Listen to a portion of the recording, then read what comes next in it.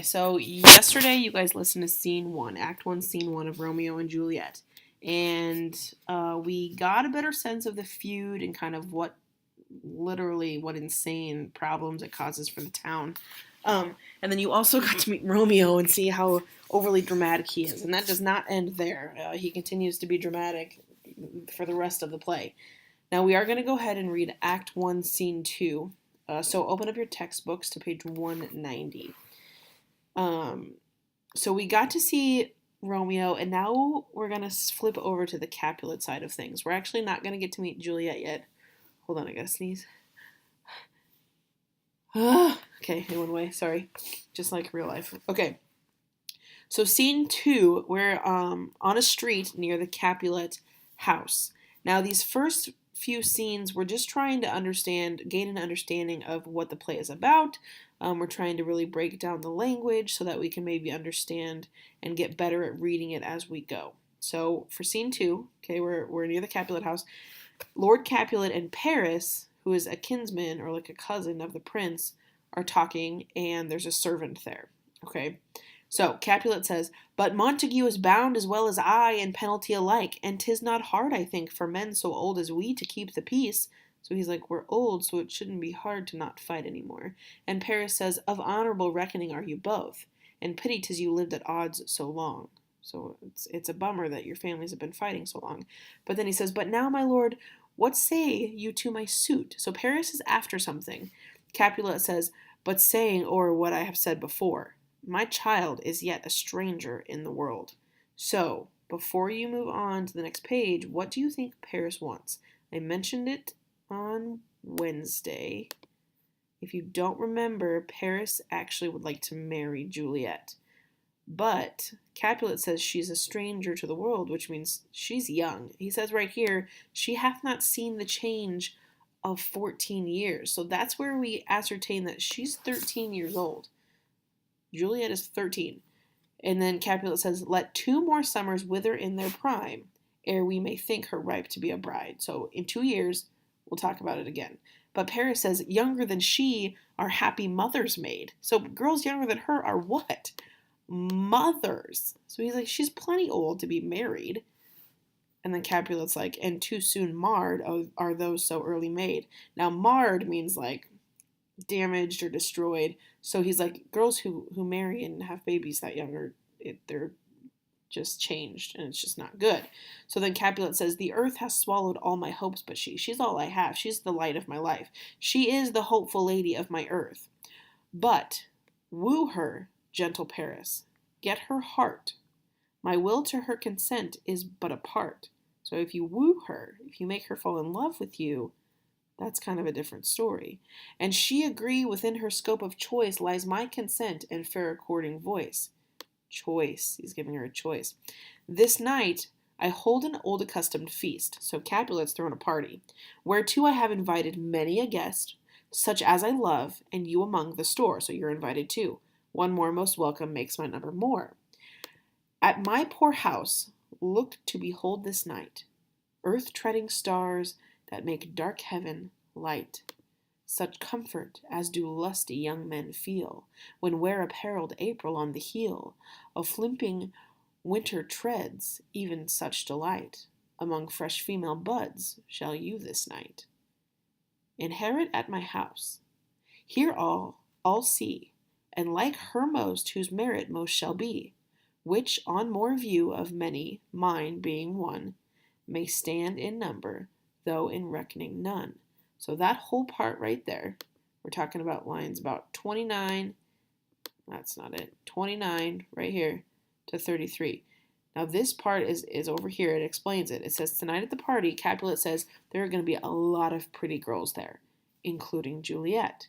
So he's like, if you come to the party and you see all of these pretty girls and you still want to be with Juliet, then we might be able to have a conversation. But if it changes your mind, then you're not worthy of marrying my daughter. Okay? So then he says, "Come, go with me." And then Capulet gives his servant a piece of paper. And he says, "Go, sirrah, trudge about through fair Verona. Find those persons out whose names are written there. And to them say, my house and welcome on their pleasure stay." So what he gives the servant, which is they call Sirrah, it's the term for a servant, he gives him the list of people to invite to the party. Okay, now Capulet and Paris leave, and so the servant is left with this list. Now there's some comic relief and a little bit of dramatic irony in a minute, but we come to find out that the servant doesn't know how to read. And so this whole part right here is about him not knowing how to read. It says, "Find them out whose names are written here.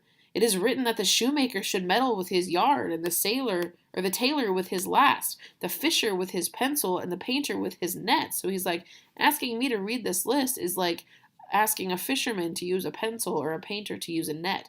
But I am sent, right here, to find those persons whose names are here writ, and can never find what names the writing person hath here writ. I must to the learned in good time. I must to the learned means I gotta find somebody who can read. So ironically, Benvolio and Romeo come in. Okay, remember this is Capulet's party, and Romeo is a Montague. Benvolio is talking to Romeo and says, "Tut, man, one fire burns out another's burning. One pain is lessened by another's anguish. Turn giddy and be holp by backward turning. One desperate grief cures with another's languish. Take thou some new infection to thy eye, and the rank poison of the old will die." He keeps going on about how I'm going to get you to see all these pretty girls, and then you're going to forget all about Rosaline, and it'll be fine. And then Romeo says, "Your plantain leaf is excellent for that." Benvolio, "For what, I pray thee?" Romeo, "For your broken shin." And then Benvolio's like, "Why, Romeo, art thou mad?" Romeo, "Not mad, but bound more than a madman is. Shut up in prison, kept without my food, whipped and tormented, and... God end, good fellow." So right here, he's complaining about how terrible his life is. And then the servant comes up, and so he says, "Oh, God end, or good evening." So then the servant, which is over here, right here, "God ye good end, God give you a good evening. I pray, sir, can you read?" And then Romeo's like, "I, mine own fortune in my misery." The servant's like, "Perhaps you have learned it without book, but I pray, can you read anything you see?" Romeo says, "Aye, if I know the letters and the language." He's kind of messing with the servant here. The servant says, "Ye say honestly, rest you merry." The servant's like, "Okay, you can't read." So Romeo's just joking, but the servant doesn't understand. So then the servant's going to try to go find someone else, but then Romeo's like, "Stay, fellow, I can read." So he reads the list. It says, "Signor Martino and his wife and daughters. County Anselmo and his beauteous sisters. The lady widow of Vitruvio. Signor Placentio and his lovely nieces, Mercutio and his brother Valentine, mine uncle Capulet, his wife and daughters, my fair niece Rosaline, and Livia, Signor Valentio and his cousin Tybalt, Lucio and the lively Helena." And then he gives back the paper. And then Romeo's like, "A fair assembly, whither should they come?" Like, dang, that's a group of people, what's going on? The servant says, "Up." Romeo says, "Whither, or where?" Servant says, "To supper, to our house." Romeo's like, "Whose house?" The servant's like, "My master's." So now the servant's kind of messing with Romeo. Romeo says, "Indeed, I should have asked you that before." The servant says, "Now I'll tell you without asking. My master is the great rich Capulet, and if you be not of the house of Montagues, I pray, come and crush a cup of wine. Rest you merry." So he's like, if you're not a Montague, come to the party. But little does he know that Romeo is a Montague. So the servant exits. Benvolio says, "At this same ancient feast of Capulet sups the fair Rosaline, whom thou so lovest, with all the admired beauties of Verona. Go thither, and with unattainted eye compare her face with some that I shall show, and I will make thee think thy swan a crow." So what do you think that part means? Right here. What's he telling Romeo to do? And why is he telling him to do it? Okay. Compare her face with some that I shall show. Go to this party, look at all the pretty girls, and I'm going to make you realize that your so-called swan is actually a crow. There are a lot of better options. And Romeo says, "When the devout religion of mine eyes maintains such falsehood, then turns tears to fires. And these, who, often drowned, could never die, transparent heretics, be burnt for liars. One fairer than my love? The all-seeing sun ne'er saw her match since first the world begun."